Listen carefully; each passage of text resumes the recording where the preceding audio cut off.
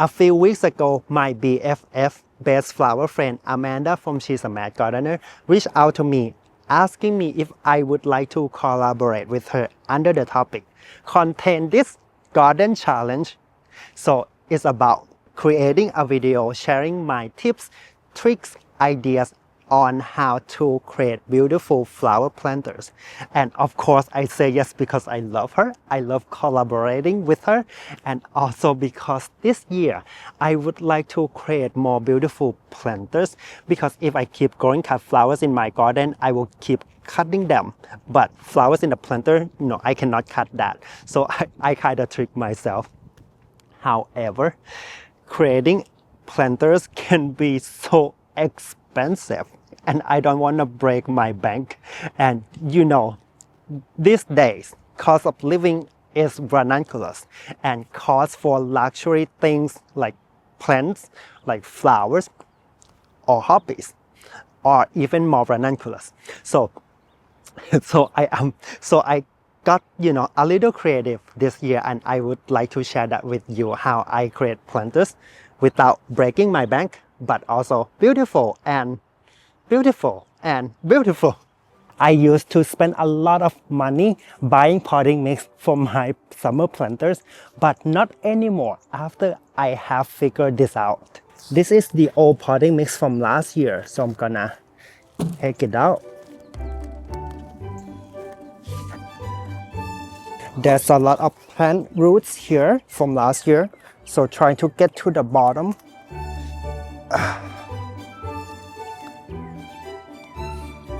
Try to get the roots out as much as possible. Till it. Our goal is to have the soil fluffy. Okay. If you can feel any spot that is compact, till it or take that spot out like this.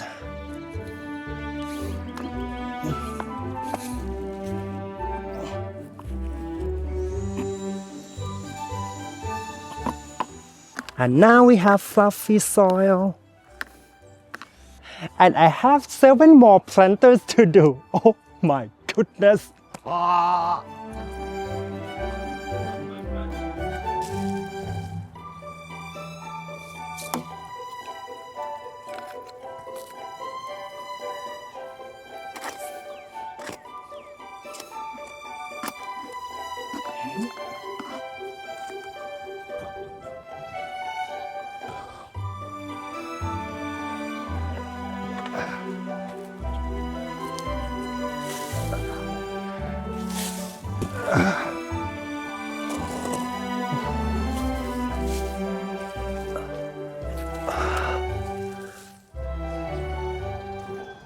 I take some of the old potting mix out from my planters because we need to make more room to add nutrient to our planters, because the summer flowers last year already take a lot of nutrient from this old potting mix.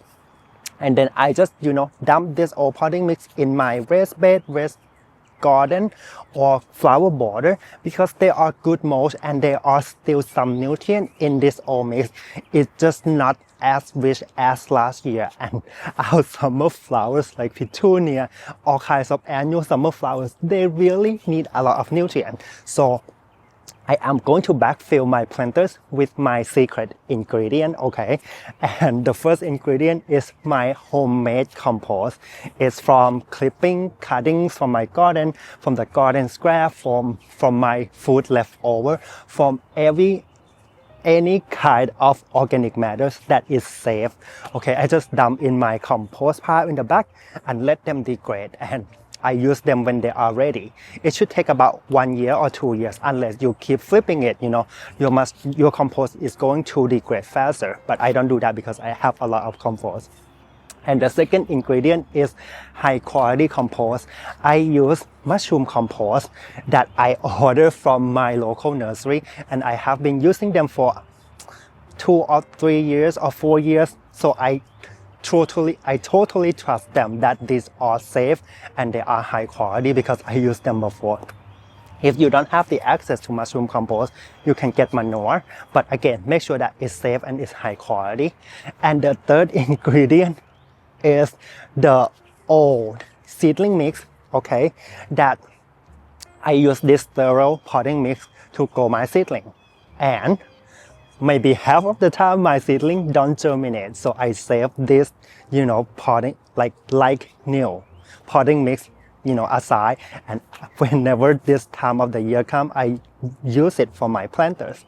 And the fourth ingredient is like brand new, sterile potting mix. I am going to use this to top dress everything because they are clean, they don't have weed seeds, they will hold a lot of nutrients in our planters.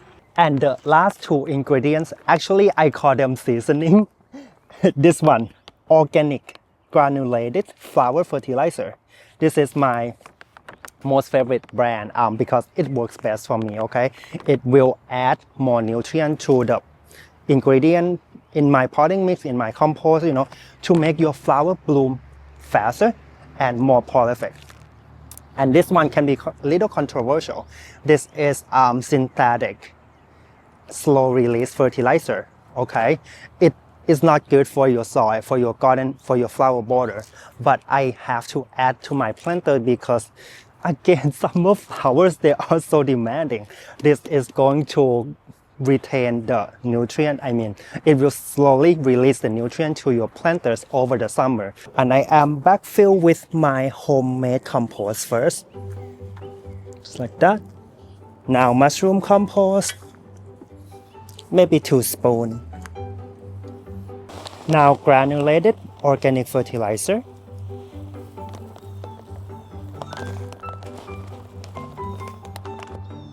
Synthetic fertilizer, just a little bit. Now mix it together. If you cannot mix it together, that means you did not till your soil well. And you have to believe me on this one. Your soil should not be compact at all, okay? You should be able to mix everything by hand like this. And I have 7 more planters to do. Oh my goodness. You see the root here is bad, it's from my compost. You don't want this in your planter because it can make your soil compact pretty fast. Just throw it away. Now compost.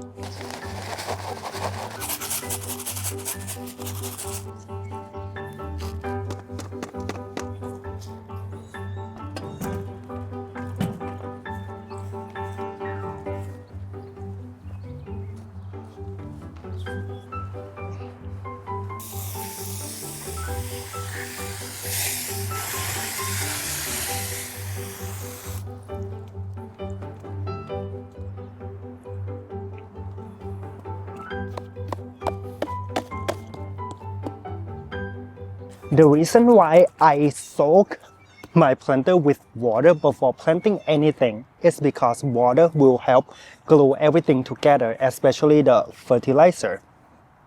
And also, my compost, it's pretty dry. I want it to be completely moist before I plant anything. And also, after we after we hydrate, the medium, everything will sink. Maybe it can sink like 5 inches.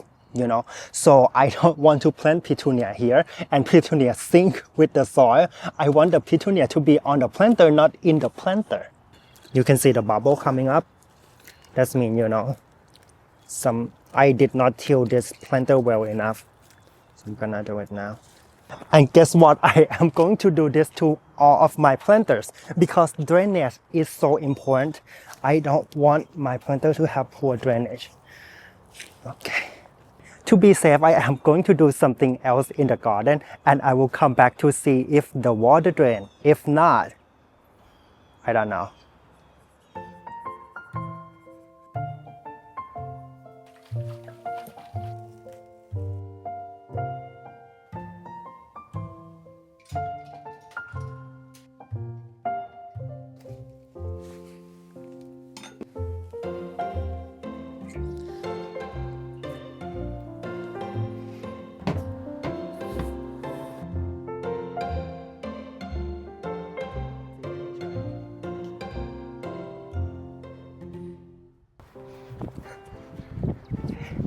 It's time to transplant our petunia.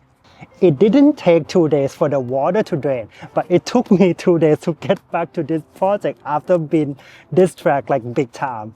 So now our soil, sink a little, not little bit, like probably 3 inches.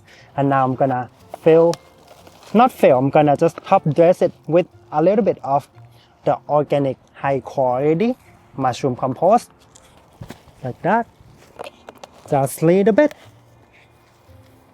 And now I am going to top everything with fresh and clean potting mix. Okay. This brand new potting mix will help add nutrient, help retain water, and also will suppress the weed seeds that is in my homemade compost.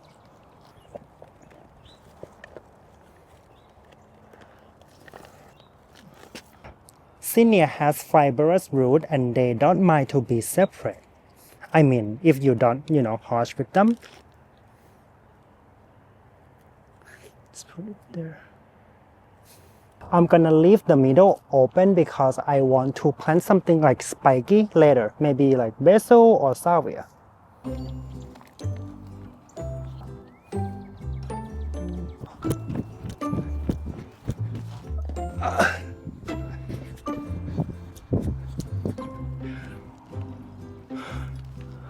Hi! Look at this. I really like this approach because my petunia don't get root bow at all. If I plant in a pot, they would have got root bow already. And they are super easy to separate. And also putting them all in the same tray, so much easier to like maintain, you just water the tray and that's it. Another round of soaking, but gently this time. I know the planters seem pretty full, right? But believe me, it will sink again.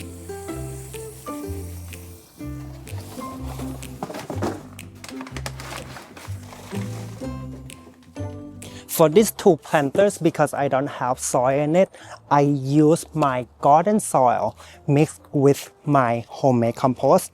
And then I'm going to just fill it in.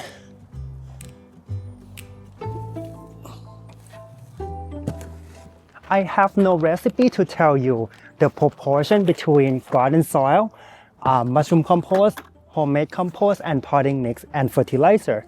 I just play it by ear. For example, these 2 planters didn't do well last year, so I just redo the whole thing, and I found out that I put too much garden soil in these planters. So this time I am going to, add a little bit more potting mix.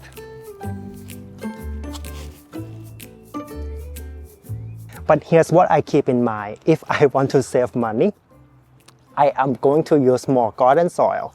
And if I want to make sure that planters have enough nutrient and my flowers going to bloom so beautifully in summer, I would use more potting mix.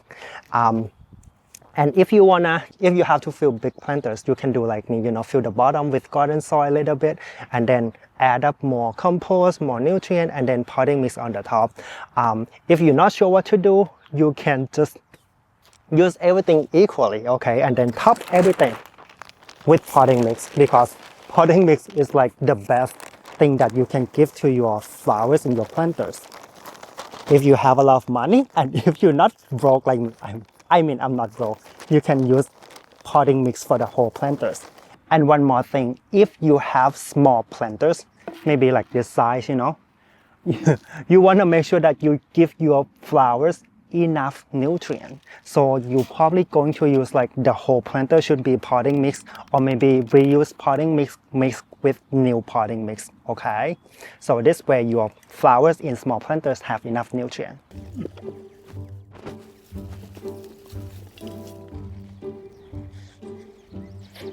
By the way, these 2 planters cost me almost nothing. I just use my homemade compost, reuse potting mix. I just have to spend a little bit of money using the new potting mix on the top and some fertilizer. The petunia here, I grow them from seed, which cost me only $5 per packet. And I have a lot more left here to use in other planters too. And the canna lilies that I bury here, they are from last year, from these two planters too. So yeah, I just probably like $2 or maybe $3 to do this planter this year. If I have to do this from scratch, buy new plants and new potting mix, it would cost me easily $20 per planters.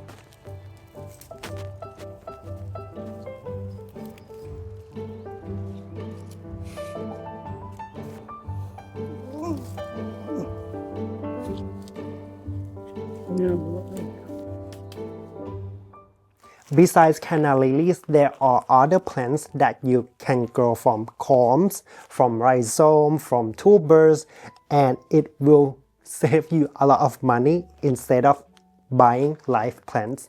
Like this begonia culms, I get it from a big box store and it cost me $10. If I buy live plant of 4 begonias here, it can cost me like $20 or maybe more than that, because I know that one pot is about $6, in New Jersey. I also have caladium here that I got from Etsy, and I have four varieties, and there are about 2 bulbs per variety and cost me $20. And these are specialty color, beautiful foliage caladiums. If I go to a garden center and buy like specialty caladiums, it can cost me $10. I remember I did that last year. I just could not resist. I have to buy, It's like this little pot, like this. Cost me $10 per plant. So last winter, I decided I'm going to buy from online and grow it from bulbs instead of buying live plants. And of course, I saved this from last year. I'm not sure they survive, but doesn't hurt to try, right? Gonna use the leftover potting mix that I have left from soil blocking the other day. Pre-sprout them in the tray, and then after they sprout, I will transplant them to the planter outside. The reason why I pre-sprout them inside, because this guy need heat to sprout and grow fast. If I put them outside now, it's still, a little chilly. The temperature is not warm yet, so I want to make sure that they grow fast enough.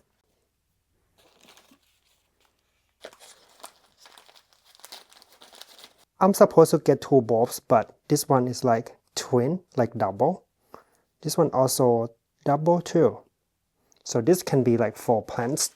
This one they give me 3. This variety they give me 4. Oh, so generous. Etsy is good and affordable, but I would be very, very careful when you buy anything from Etsy, especially seeds. Go to the shop that seem reliable, like get a lot of reviews.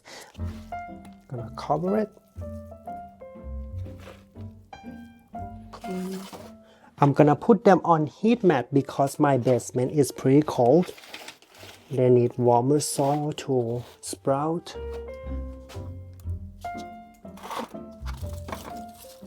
I dug up these pelargoniums from my planters outside from last year. I pot them up in little pot like this and put them under my grow light. And they went dormant a little bit, and now when the temperature in the basement get a little warmer to around 70 degrees Fahrenheit, then they started blooming. And now it's time to officially wake them up by giving them more soil. Gonna clean them up a little bit. Gonna cut this off, taking out all the dead leaves. Take out the flowers too, because it takes the energy from the plants. Gonna use the soil that I have left. You see they don't have a lot of roots at all. That means if you overwinter them in your house, don't overwater it because they don't need to grow in winter time. But now when the temperature gets warmer, they're gonna grow fast giving them more soil so whenever they're ready to grow roots, they have the nutrient to absorb.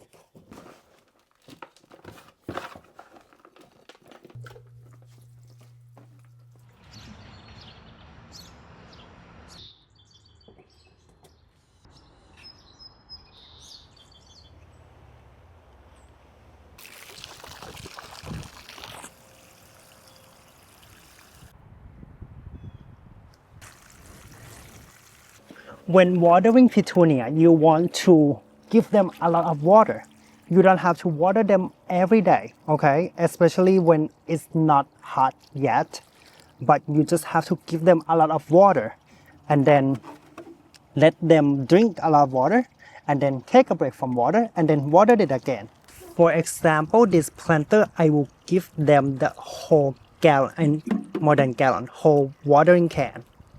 Okay, and then I will come back to water them maybe like in after 3 years, I mean 3 days or 4 days. And sometimes if accessible, I would soak them with watering hose like this. And I will not do this, okay, because that can hurt the flowers. Just soak the soil. And bubble like this is a good sign. That means the soil is taking the water.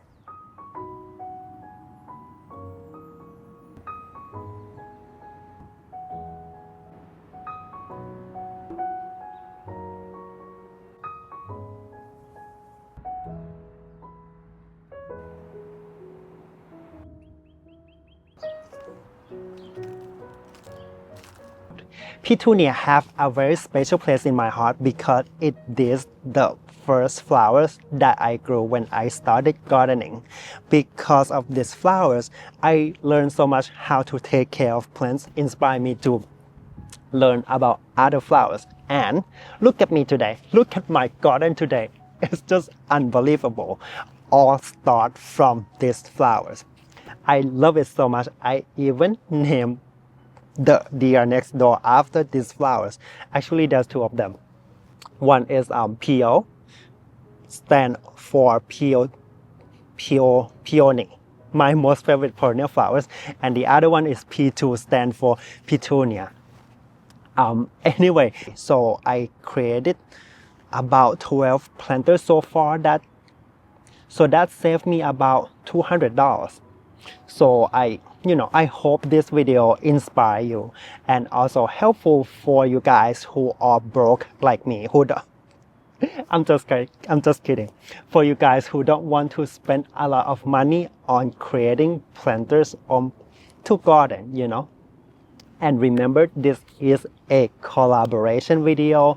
Amanda and Beth, who joined this garden challenge, also have other tips, tricks, and helpful ideas, how to create planters like this. And if you're interested to learn more, check out this playlist, okay? And we together, I, Beth, Amanda, and you guys will make this world the most beautiful planters in the universe, okay? All right, thank you so much for watching. Bye bye.